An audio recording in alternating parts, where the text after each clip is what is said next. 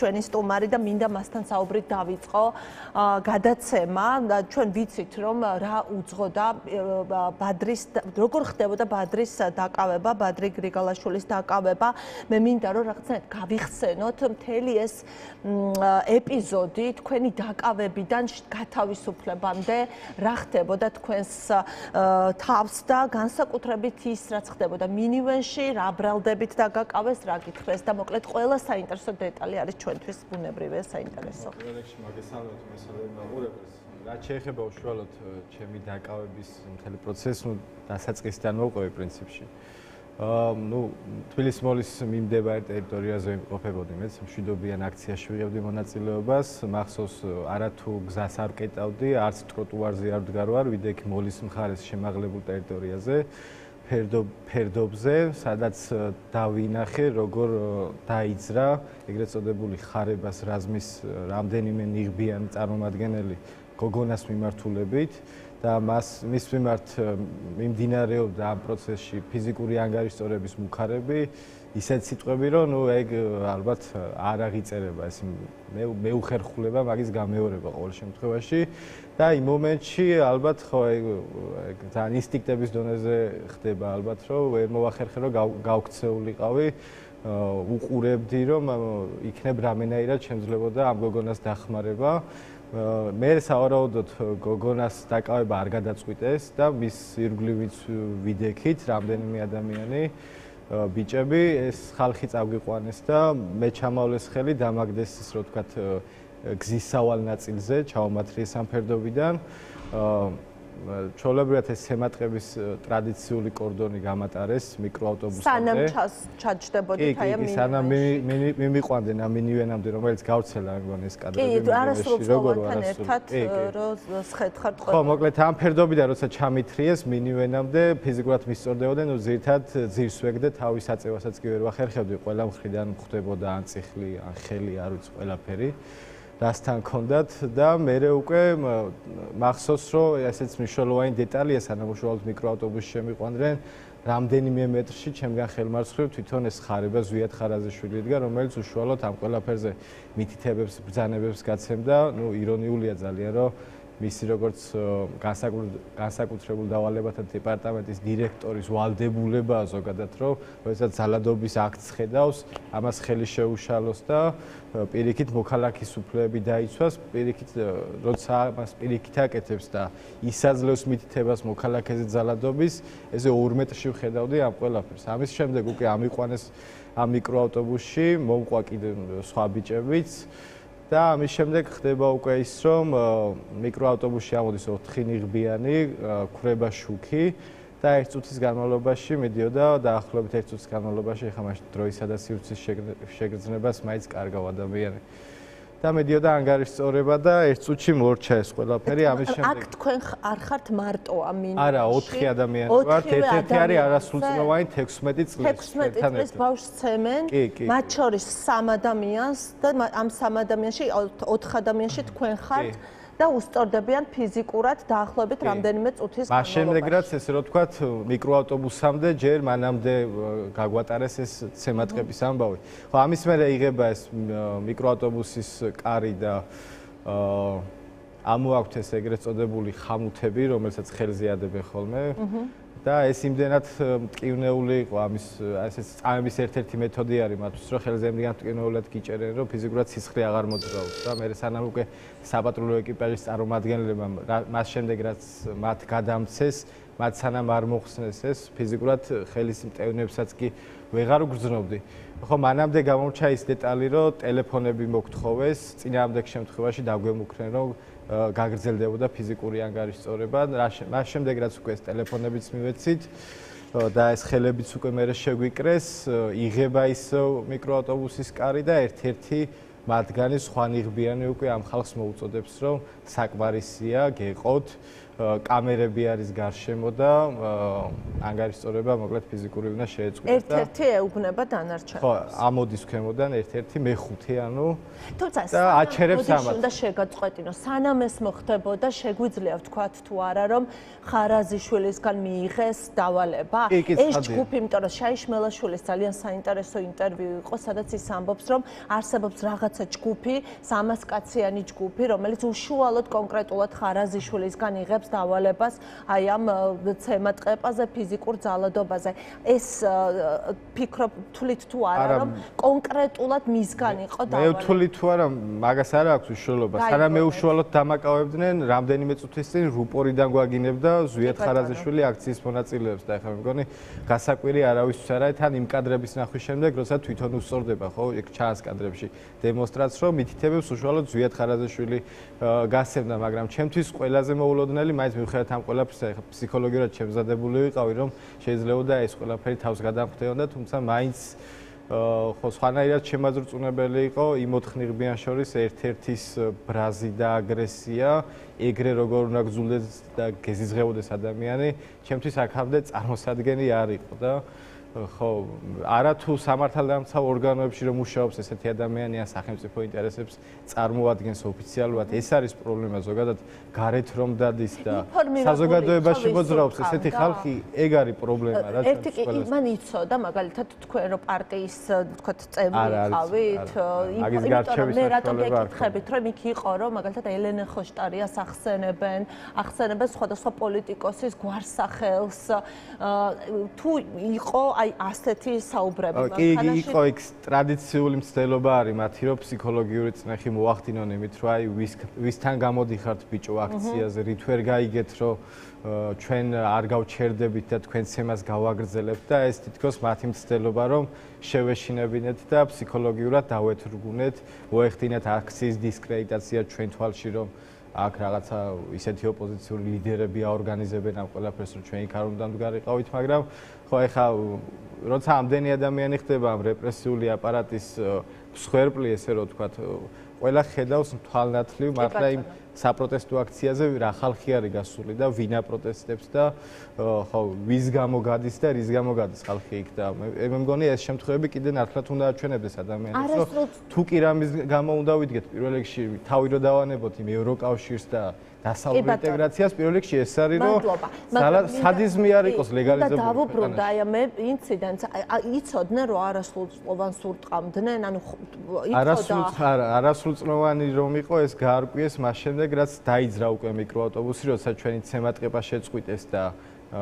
ის ტერიტორია დატოვა ამ მიკროავტობუსმა, მერე უკვე გადაგცეს საპატრულო ეკიპაჟს და როცა საპატრულო ეკიპაჟის მიკროავტობუსში ჩავსხედით, იქ გაირკვა უკვე რომ ერთ-ერთი ჩვენგანი, ანუ სახელი არ მახსოვს იმ ბიჭის, იყო 16 წლის და ეს საპატრულო ეკიპაჟის წარმომადგენლებს ისე გულზე მოხვდათ მოკლედ, რომ თქვენ ისევ ხელი ქონდათ შეკრული. კი, ამ დროს მე ხელი მაქვს შეკრული და დაახლოებით 10 წუთის განმავლობაში ვერ მიხსნიდნენ ამ ხამუთებს ეს პატრულის თანამშრომლები, მე ერთ-ერთს დანა ქონდა შემთხვევით. გამიმართლა მეუბნებოდი რომ კახეთის გატკეცილზე რომ მივალთ, იქ იქნებ მოხსნა თქვა. იქამდე ფიზიკურად ვერ მივაღწევდი, ანუ არ ვიცი, მე როგორც გავარკვიე, მართლა რაღაცა წუთებით ვარ ალბათ გადარჩენილი, რომ ხელის მგრძნობელობა არ დავკარგე რა ფიზიკურად და მე დანის საშუალებით გაჭრეს ეს ხამუთები და ჩემი წაება ესე ამ ფორმით მე დასრულდა. საპატრულო პოლიცია ხო, მე უკვე ცალკე ამბავი იწყება, ანუ ეს უკვე ცალკე ამბავი იწყება, ნუ ზოგადად ჩემი ერთ მაინც გასამეჯნია მიუხედავად იმისა, რომ GDD-საც და საპატრულო პოლიციასაც ორივეს თავისი პასუხისმგებლობა აქვს ზოგადად ამ პროცესში, ანუ სხვადასხვა ფორმის დანაშაულს ჩადიან ისინი. ეს ბრუტალური მეთოდების ავტორები არიან GDD-ის თანამშრომლები, საპატრულო პოლიციის თანამშრომლები არიან ხალხი, რომლებიც ამ ყველაფერს უკვე სამართლებრივად, ესე რომ ვთქვათ, აპრავებენ და რაც არანაკლებ ბრუტალურია, მე რომ მკითხავ. ხო, ანუ მე მესმის რას გულისხმობ, ფიზიკურ ძალადობაში არის. ხო, ეხა ორივე წირავს ადამიანს, ეხა ცხადია სხვადასხვა ფორმით, მაგრამ ხო, ესეც ირონიული ამბავი იყო, რომ როცა იქ მიგვიყვანეს საპატრულო პოლიციის შენობაში, ჩვენი დაკავების მოტივებს ჩატების საშუალებით არ ყვევდნენ და ერთმანეთის ფუცლებისგან იწერდნენ ვინ რისთვის დააკავა და ამას ხედავდეთ თქვენ? კი, ცხადია, ამ ყველაფერს ხედავდა და ესეც მე ხა რამდენჯერმე მქონია ამის გამოცდილება სამწუხაროდ, მაგრამ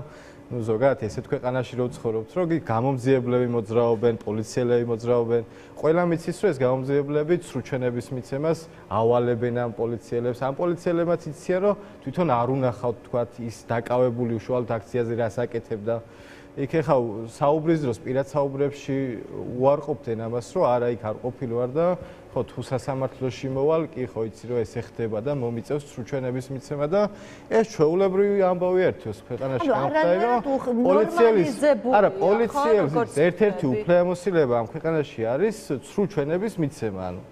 ეს არა თუ კანონდარღვევა, ანუ ჩვეულებრივად რომ მიდიხარ ალბათ ხა პოლიციაში გასწავლიან სრუჩვენება როგორ უნდა მიცემ. სხვადასხვა მაკა ანდრონიკაშვილის რეპორტაჟი გავიდა სრუჩვენების მიცემებზე, პოლიციელებზე, ყველაზე შემზარავი იყო ჩემთვის ამის ხილვა, რომ აი რასაც ბადრი საუბრობს, ახლა როგორი ნორმალიზებულია და სწორი სიტყვების შეარჩია, რომ ეს ერთ-ერთი უფლებამოსილება არის უკვე პოლიციელის და ეს არის შემზარავი, რომ ის ნორმად მიიჩნევს ამას, რომ ხომ იცი, აი ეუბნება, რომ მე კი არ მინახი ხარ შენ რა ვითარებაში დაგაკავე, მაგრამ უნდა მივიდე სასამართლოზე და ვთქვა, რომ შენ მე დაგაკავე და ეს როგორც ჩვეულებრივი ამბავი. ერთი მინდა კითხო, ჩატები ახსენე, ერთმანეთს დავალებებს აძლევდნენ ჩატების მეშვეობით. საერთო WhatsApp-ის ჩატები აქვთ, სადაც მოდის უშუალოდ ეს მითითებები, თქვა დაკავების მოტივში რა უნდა მიუთითონ, რა სიტყვებით უნდა იყოს აღწერილი პირის დაკავება, მერე მოდის გამომძიებელი, რომელიც ანაწილებს პატრულ ინსპექტორებს, ვინ ვისთან უნდა გადამისამართი, რომელმა უნდა დაიბრალოს, ესე რომ ვთქვათ, ვინ დააკავა და ხო, ეს არის გამომძიებლის მთავარი საქმე იქ, რომ გაანაწილოს სრულ მოწმეები. წარმოუდგენელია. მე კიდე მინდა გკითხოთ, რაც შეეხება ბრალს, პრაქტიკულად ყველა 31-ვე დაკავებული გზის სავალი ნაწილის გადაკეტვა, წინააღმდეგობის გაწევა პოლიციელისთვის და კიდევ ერთი იყო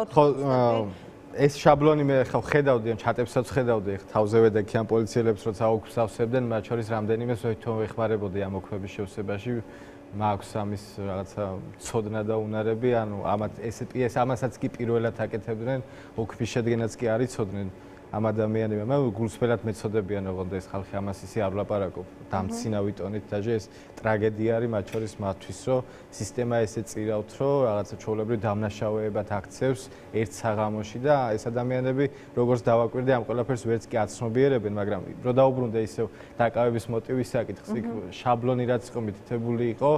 სამი საკითხი რომ ვიგინებოდით და ვილანძღებოდით ყველა დაკავებული, რომ არ ვემორჩილებოდით პოლიციის კანონიერ მოთხოვნას და რომ კეტავდით გზის სავალ ნაწილს. ამ ნაწილი დაკავებულების, ესე რომ ვთქვათ, ორ ნაწილში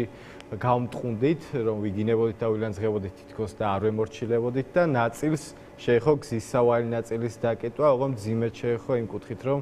ეს ჩანაწერი საფუძველი გახდა სისხლის სამართლის პასუხისმგებლობის საკითხით გადასაკვალიფიცირებლად. კი, ვბრუნდებით, რეკლამის დროსაც პოლემიკა გქონდა, მაგრამ მე მინდა რომ ეხა მედიის კანონზე, ეგრეთ წოდებული მედიის კანონზე ვისაუბრო, რომელიც ფრაქცია ქართული ოცნების თავმჯდომარე მამუკა მდინარაძემ დღეს გამოგვიცხადა, მოკლედ რომ რაღაც მედიის კანონი იქნება და განისაზღვრება რაღაც აღნიშნული სტანდარტები, ბევრი უცნაური მოსაზრება და წინადადება მოვისმენთ მდინარაძესგან, რასაც ტრადიციულად ვისმენთ, სრულიად არაადეკვატური. ყველაზე არაადეკვატური არის, რომ ესეც თურმე ყოფილა ევროპული და ამერიკული, ეს deep state-ის ქვეყანა ხო არის ეს ამერიკა, მაგრამ თან მათი კანონებით არიან თითქოს. ხო, აი, რას ნიშნავს, სხვადასხვა ჩვენ საუბრობდით მუდმივად ამას, რომ რაღაცა უკანასკნელი ბასტიონივით არის ეს მედია და რა ფაზებს გადის ახლა ავტოკრატია დიქტატურისკენ, როგორ შედის და რა ფაზებშია და როგორ უშლის ხელს, როგორ არის ხელის შემშლელი მედია მათთვის. რას შეიძლება ველოდოთ, ბადრი, მოგდავიწყოთ თქვენგან, რას შეიძლება ველოდოთ, ხო, მაინც აი განვმარტოთ მაყურებელს მე ძალიან არ მიყვარს ხოლმე მდინარაძის სინქრონს რომ ვაჩვენებ ხოლმე ეთერში ამიტომ მე მოვყვები ამას რა თქვა მუშაობას დავიწყებთ ხვალიდანვეო დაინიცირდება მედიის კანონი რომელსაც მივიღებთ ბრიტანული მოდელისა და კანონმდებლობის შესაბამისად პრაქტიკულად რასაც რუსული ესეც არის რუსული კანონი ამას უნდა დაუძახოთ რუსული კანონი ცენზურაზე მედია ცენზურაზე და არავითარ შემთხვევაში არ არის ეს მედიის კანონი როგორც აგენტების კანონს არ ვეძახდით და ვეძახდით რუსულ კანონს და ნუ ამ კანონით დადგინდება მედიის ობიექტურობის აგრეთვე ჟურნალისტური ეთიკის სტანდარტები ნუ მე ამ კანონში მოვყვები ალბათ სავარაუდოდ დარწმუნებული ვარ იმიტომ რომ არ არის მათთვის ალბათ არც ეთიკური ვარ არც ობიექტური ვარ და მდინარაძე და წილოსანი განსაზღვრავს სავარაუდოდ ამ ვინ ვართ ჩვენ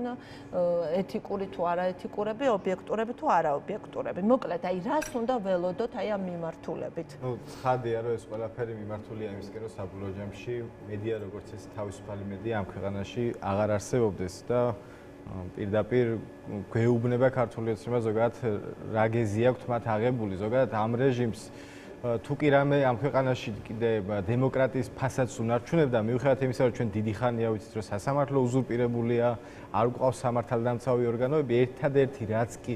ქონდა დარჩენილი მოქალაქეებს ეს იყო გამოხატვის თავისუფლება რომ ეს ყველა უკანონობა და უსამართლობა ღიად გამოგვეხატა გაგვეპროტესტებინა მათ შორის მედია საშუალებებით მათ შორის ქუჩაში პროტესტის გზით ეხლა ესენი რაც საკეთებენ საბოლოო ჯამში ეს ყველაფერი მიმართულია რომ ეს ერთადერთი ნათელი წერტილი ამ ქვეყანაში რაც კიდე განგვასხვავებს იგივე რუსეთისგან ბელორუსისგან თუ აზერბაიჯანისგან მყარად ჩამოყალიბებული რეჟიმებისგან არის გამოხატვის თავისუფლება და უკანასკნელი თვეების და დღეების განმავლობაში არის ეს პროცესი რომ გამოხატვის თავისუფლების ყველა ესე რომ ვთქვათ ცარიელი სივრცე მათ ამოქოლონ დაწყებული ეს დემონსტრაციების შეზღუდვისგან რომ ყველა გზას შეიძლება სტრატეგიული ობიექტი უწოდონ სადაც მოქალაქეები დადგებიან და ამით საერთოდ ქუჩაში გაფუსვლა აუკრძალონ ადამიანებს გაგრძელებული იმით რომ დახურონ მედია საშუალებები ან ეგრეთ წოდებული ეთიკის დარღვევის მოტივით და არ იარსებს არნაირი თავისუფალი სივრცე, სადაც მოქალაქეებს ექნება საშუალება თავისუფალი აზრი გამოხატონ. აი მათ შორის ჩვენ რამაც გადაგვარჩინა ეხა იმ მიკროავტობუსში, რომ უფრო უარესად არ დასრულდა იქ ჩვენ მიმართ ფიზიკური ანგარიშწორება, პირდაპირ მათი გაგებული ფრაზიდან შეგვიძლია ეს გავიგოთ, რომ კამერებმა შეაშინათ და კამერებმა უბიძგათ, რომ შეეწყვიტათ ფიზიკური ანგარიშწორება. პირდაპირ თქვენს რა, ბევრი კამერებია და ამიტომ გაჩერდით. თუ ეს ყველაფერი არ იარსებებს ამ ქვეყანაში, მართლა ხმისამომღებიც კი აღარავინ აღარ იქნება, ვინც კი ხმას იღებს, იქნება რეპრესიების მსხვერპლი. უბრალოდ ეს ყველაფერი არის კიდე ერთი ილუსტრაცია, უბრალოდ რასაც მე მგონი დამღლელი არის კიდევაც ამ საზოგადოებაში, რომ რამდენი ილუსტრაცია უნდა მოხდეს, ხო, ქართული ოცნების მხრიდან. ეს ყველაფერი პირიქით უნდა გვიჩენდეს ეხლა მე პასუხისგებლობას და შოკში აღარ უნდა ხო, არა, ანუ უნდა ხვდებოდეთ, რომ ეს ვიცით, რომ უკვე დრო არის, რომ მართლა რაღაცაებად გადავწყვიტოს ეს საკითხი, რომ ქვეყანა კოლაფსის პირას არის და ეს კოლაფსი ყოველდღიურად ღრმავდება ეხლა. გასაგებია, რომ 70 დღეა ადამიანები გავართ ქუჩაში, პოლიტიკური კუთვნილების მიუხედავად, ეს არის თითოეული ადამიანის პროტესტი, მაგრამ ამ ყველაფერს უნდა ქონდეს რაღაც ლოგიკური გაგრძელება. კი, მონაპოვარი არის მნიშვნელოვანი ეს არაღიარების პოლიტიკა, რომელსაც ვატარებთ და ეს არის კი შედეგი ამ აქციების, თუმცა ჩვენ თუ ესე რომ ვთქვათ, ამ სივრცეს არ გამოვიყენებთ ამ ქართული ოცნების დღევანდელ სისუსტეს. არ არის გამორიცხული და ამაზეც ღიად უნდა ვისაუბროთ, რომ კი ფსკერი არის ძალიან ახლოს და ამ რეალობას თვალი უნდა გაუსწოროთ. სანამ ამ რეალობას თვალს არ გაუსწორებთ მართლა და არ გავიაზრებთ იმას, რომ ამ წუთასაც კი 60-მდე ადამიანი გისოსებს მიღმა გველოდება და ჩვენგან ელოდება სწორქმედებებს, რომ ეს ადამიანები დავიხსნათ ციხიდან, ეს ყველაფერი კიდევ უფრო გართულდება და ხო მართლა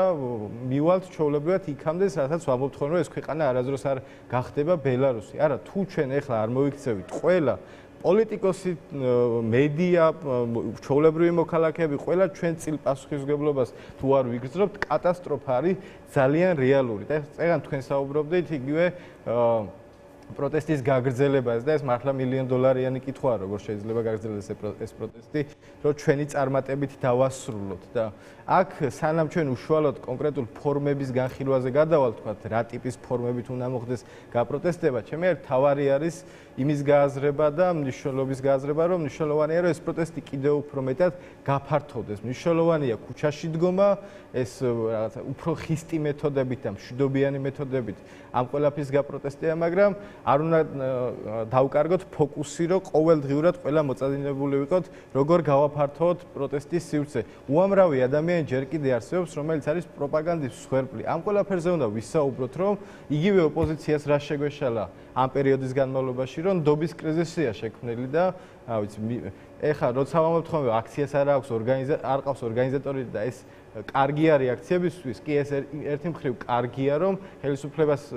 ხელისუფლებისთვის მარტივად არ არის მოსაძებნი თავები, ვისაც დაიჭერს და პროტესტი გაჩერდება, მაგრამ მეორე მხრივ ეს პოლიტიკური პროცესის გარეშე ჩემი აზრით საბოლოო ჯამში წარმატებით არ დასრულდება. ამიტომ პოლიტიკოსებს და მე აქ კონკრეტულ პარტიებს არ ვასახელებ და ჩემ თავზეც საუბრობ ამ შემთხვევაში, ვინმეს განცდა რო არ დარჩეს, რომ ვინმეს მიმართ ხელებს ვიშერ, არა, ეს პასუხისმგებლობა ჩვენ უნდა გავითავისოთ და იმის საუბარი, როგორც აქამდე ვაკეთებდით, რომ ჩვენ როგორც რიგითი მოქალაქეები ვდგავართ პროტესტზე და ვაპროტესტებთ, ესე აღარ უნდა იყოს. ეხლა მეც და ირაკლის და სხვაებიც დარწმუნებული ვარ, რომ ხარ რამე დაჭირდეს ხალხს, თავს დავდეთ ბოლომდე და რეჟიმს ბოლომდე შევებრძოლებით, მაგრამ ჩვენ მეტი მოგვეთხოვება მოქალაქეებისგან განსხვავებით, მოგვეთხოვება ის, რომ ეს ნდობის კრიზისი როგორ მეაღმოვფრათ. ოპოზიციამ რაც ჩემი არის მთავარი შეცდომა დაუშვა და დღემდე ამ შედეგებს ესე ჩვენ თავზე ვიწვნევთ არის, რომ წლების განმავლობაში ყველა არჩევნებზე ხალხს ვაშინებდით რაღაც ბუათი, რომ ეხლა გადაშენდება ეს ქვეყანა, თავს ვარიდებდით კონკრეტულად ჩვენ თავზე საუბარს, ჩვენ რატო ვართ უკეთესები და აქცენტს ვაკეთებდით იმაზე, ქართული ოცნება როგორ ღუპავს ხელისუფლებას. განა არ ღუპავს და განამანამდე არ იყო ცუდი მდგომარეობა. უბრალოდ ეს ამ პროცესმა მიგიყვანა იქამდე, რომ დღეს მართლა რომ მოვიდა მგელი ამის ხალხს ეხა საზოგადოების გარკვეულ ნაწილს აღარ ჯერა. იმიტომ რომ ოპოზიციის სიტყვას დაეკარგა ფასი და ამაზე უნდა ვიდარდოთ და ვიზრუნოთ, როგორ შეიძლება ჩვენ სიტყვას ფასი დაუბრუნოთ, რომ ვისაუბროთ ეხა სიღარიბე ახსენა წეგან ვიკამ და სიღარიბე არის ერთ-ერთი საკითხი ამათ შორის, როგორ შეიძლება მივიზიდოთ იმ ადამიანების ყურადღება, რომელიც ამ პროცესში არ არის ჩართული. ვესაუბროთ იმაზე, როგორ გამდიდრდება ეს საზოგადოება, როგორი იქნება ახალი სასამართლო, როგორი იქნება სამართალდამცავი უწყებები, რომ ადამიანებს კონდეს განცდა, რომ მართლა უღირდეს იმ მსხვერპლის გაღება, მართლა უღირდეს აქციაზე გამოსვლა და დარწმუნებული იყოს, რომ მისი გადადგმული ნაბიჯები კონკრეტულ შედეგებს ემსახურება და ეს ყველაფერი არ იქნება რაღაცა განწირული და უაზროდ არ ჩაივლის. ხო, კიდევ ერთხელ ჩვენ ისევ გავწირავთ თავს, თუ კი ამის საჭიროება დადგება, მაგრამ ეს უნდა იყოს რაღაცნაირად ერთიანი სულისკვეთების ნაწილი, თორე ცალკეული ადამიანები დღეს გმირობის მაგალითებს აჩვენებენ. ამაზე ეს უნდა გვაძლევდეს ამ პასუხისმგებლობას, რომ ჩვენ თითოეულ ქმედებას მოვეკიდოთ მეტი პასუხისმგებლობით, დისკუსიები გაიხსნას ყველა მიმართულებით, რომ უფრო და უფრო მეტ ადამიანს მივწვდეთ. ჩვენ რაღაცნაირად ამ პერიოდის განმავლობაში ყოველთვის ჩაკეტილ ბაბში ვიყავით და ხალხი ერთმანეთს იცნობდა უკვე აქციებზე და აქციებზე რო გავდიოდით, უკვე